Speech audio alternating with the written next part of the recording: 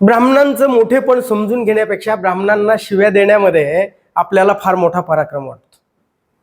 पण ब्राह्मणांचं श्रेष्ठत्व कशामुळं, कोणत्या गुणाच्या बळावर ते श्रेष्ठ समजले जातात हे जर समजून घेतलं असतं तर आपल्याला त्यांना शिव्या देण्याची अजिबात गरज पडलेली नसती. कारण शिव्या दिल्यानं तोटा ब्राह्मणांचा झाला नाही, तोटा आपलाच झालाय. आज देवेंद्र फडणवीसांसारखा एक राजकारणी, वर्णश्रेष्ठत्व मिरवणारा जो नेता आहे ना, तो सगळ्यांना आज पुरून उरला म्हणावं लागेल.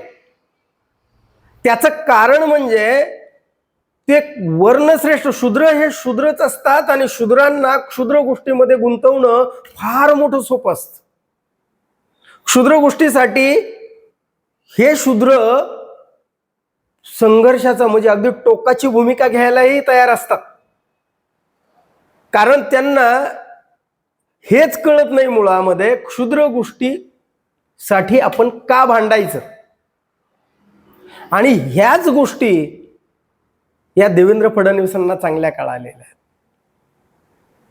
म्हणून देवेंद्र फडणवीसांचं वर्णश्रेष्ठत्व आज खरंच मान्य करा अगर न करा, तुम्हाला वर्ण त्यांचा श्रेष्ठ मोठा हा म्हणावाच लागल. कारण ब्राह्मण हे श्रेष्ठच आहेत हे तुम्हाला मान्यच करावं लागेल.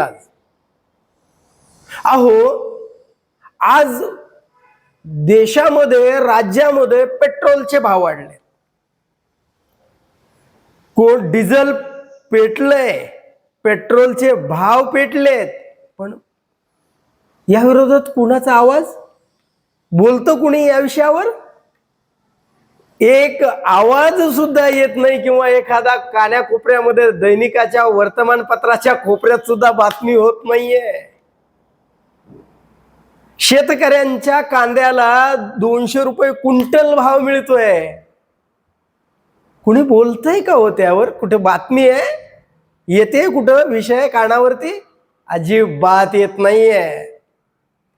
लाखो विद्यार्थी आज त्यांचं भवितव्य म्हणजे 10वीचा पेपर फुटला, CBSEचा 12वीचा पेपर मूर्खपणा, अधांतरी त्यांचं भविष्य, नीटचा पेपर फुटला, म्हणजे 60-60 लाखांना जरी हे धनदांडगे डॉक्टर बनवतात, ते पेपर फोडून विकत घेतात.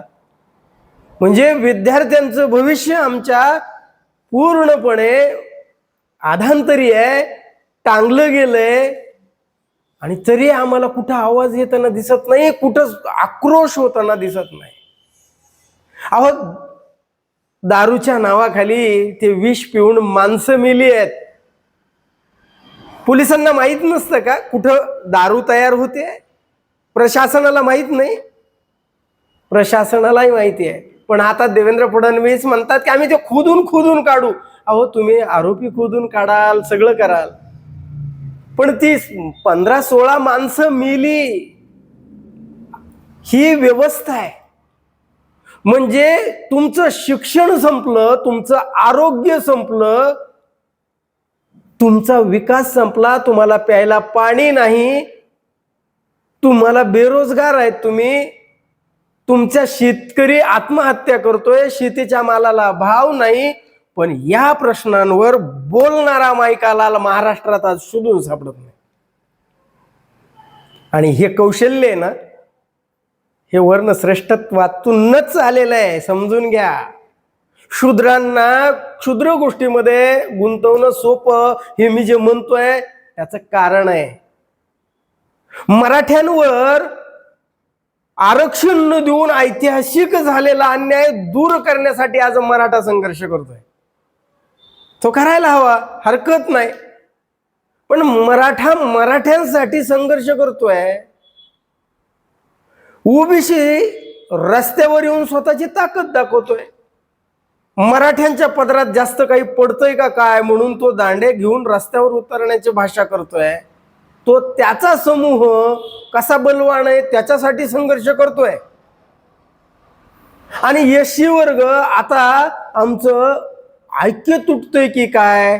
उपवर्गीकरणाच्या नावाखाली महार आणि मांग असे वेगवेगळे गट त्या 59 जाती आता विखुरल्या जात आहेत की काय, त्याच्यासाठी रस्त्यावर आहेत. आणि ते आदिवासी समाज त्यांचं आरक्षण राहतंय की जातंय ते जीव धरून मुठीत आहेत. तेही त्यांची आंदोलन मोर्चे काढतायत.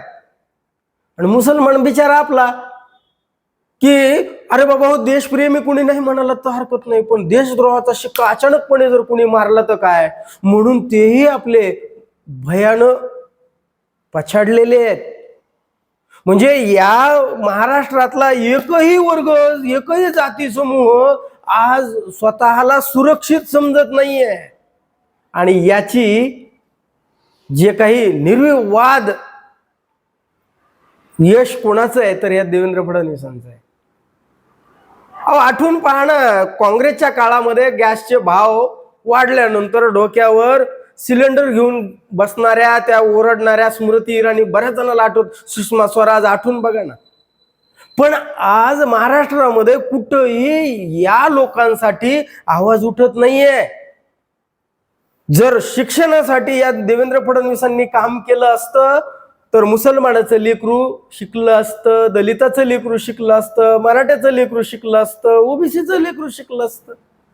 सडक बांधली ती मराठ्यांना भेटेल, दलितांना भेटेल, ओबीसींना भेटेल, सगळ्यांना फायदा आहे. आरोग्याची एखादी योजना आणली, सगळ्यांना फायदा होऊ शकतो.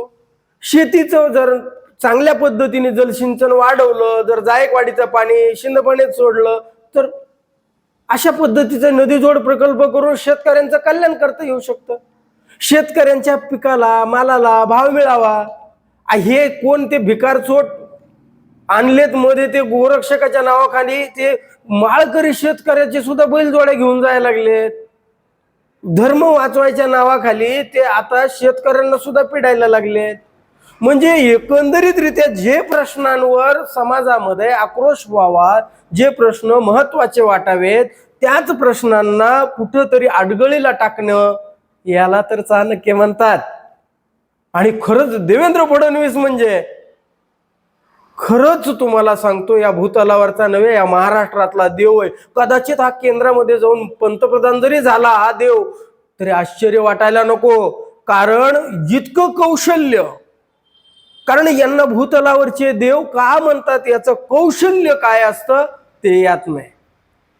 आणि आम्ही देतो शिव्या, त्या देवेंद्र फडणवीसांच्या सगळ्या कुळाचा उद्धार करतो आम्ही. अहो त्याला शिव्या देण्यात काय अर्थ आहे?